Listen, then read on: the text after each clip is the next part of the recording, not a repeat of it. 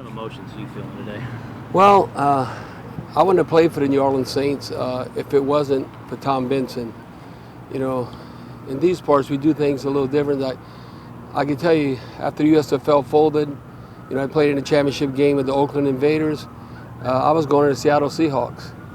Then all of a sudden, Mr. Benson buys the team from John Meekum. They're not going to Jacksonville, and sent it to Chabert from where I grew up.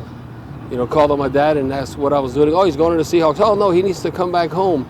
Mr. Benson bought the team, and we need some local flavor. So he said, I'm going to get Governor Edward Evans involved with Mr. Benson. We're going to get your agent. We're going to fly you to San Antonio at one of his car dealerships, and that's where the negotiation all transpired. So I would not have been a New Orleans Saint had not been for Tom Benson. And Mr. Fings, the general manager, he wasn't there at that time. This is right before Coach Morris, so Bum Phillips. You know, Bum just stayed out of the way, and it was a Louisiana thing. And to bring me back home, and I never forget, because I'm 25 years of age, and I thought I hit the lottery. Mr. Benson made me a millionaire. I was like, this is unbelievable. And I had the largest signing bonus in NFL history.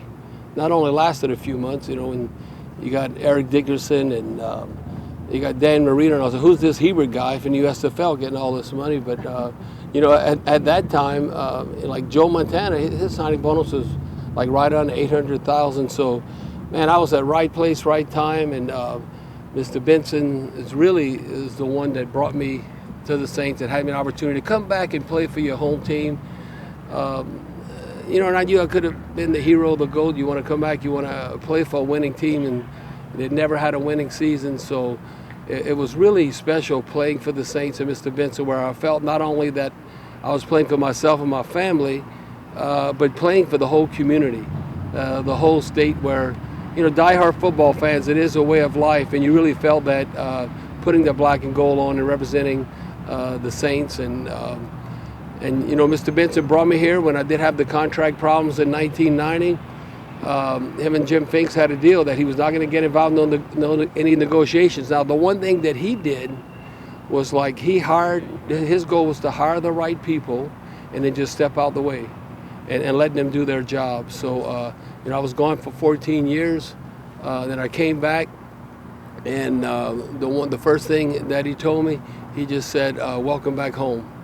And then the rest is history. Now, you know, that was back in 2005, so now being a part of the Saints pre and post game, and talking about the Saints year round, you know, we like the Pelicans, we like that we have an NBA team, but the Who Dat Nation Saints fans want to talk about the Saints every day, whether it's free agency to draft, and couldn't have played for a more supportive and better owner than Tom Benson. And I think with Ms. Gail Benson being involved, the team's in great hands. The sky's the limit. I think when you look at the leadership of Dennis Schlauscher, Mickey Loomis, Sean Payton, the Saints are in the hunt, and that's all the fans ask for. The Saints have a great opportunity to win, and so I'm looking forward to you know, success with the Saints, and Mr. Benson will be looking down in heaven, and what's going to be awesome, the Saints are going to go to the Super Bowl next year in Atlanta.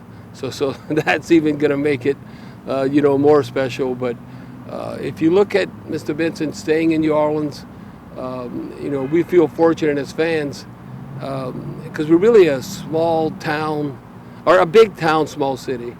And but to have an NBA franchise and an NFL franchise, it's all worthwhile to live here, and because we love sports, we love football, and hopefully the Pelicans will do something in the playoffs, and then we'll celebrate. It really, to me, think about it, if you live 90 years of age, I look at more of a celebration of life. And because I hope this isn't it. You know, life on earth is too short compared to eternity to not believe anything. And I think Ms. Gail coming into his life, it helped soften him up in his latter years as far as giving back to the community. That speaks for itself. And boy, talk about he was a living icon. At the time, I remember he was joking with me that he never thought they'd build a statue of him. And he goes, usually they do that with you when you're dead, and now I got one when I was still alive, so we kind of joked about that. and chuckled. But yeah, Mr. Benson, it was a great honor, a special individual, and whenever I called him, it's just like I was talking to my grandpa, so it felt like family. As a Louisianian, what did it mean to you? I mean, he made two decisions basically to keep the team here in '85 when he bought it, and then after Katrina, of course. What do you think that meant to your state and to the people? How do you think we'd be now if it weren't for the team? Well, you just small potatoes. I mean, hey, people might say, well, is sports that important? I say, hell yeah, it is. I mean, it is, because it gets people feeling good about their community, the whole pride factor.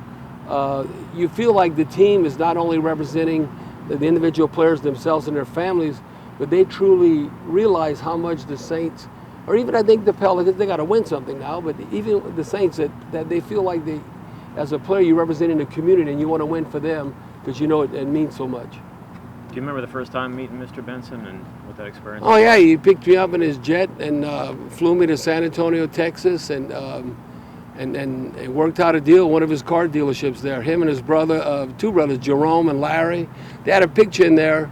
And I said, man, that got to be from the 80s. Because I remember him and his brothers with Jerome and Larry sitting down at that table and part of the negotiation. And I had a great character representing me. Greg Campbell, he looked like a cross between Gene Wilder and Barry Manilow. So you could picture that, and Mr. Benson, and we all talking. So, but here I'm a 25-year-old. I'm just going with the flow and just was so excited. Remember that year in '85, and Mr. Benson said, you know, it's going to be a long season for you because I basically had 10 days off since I came straight from the USFL to the NFL.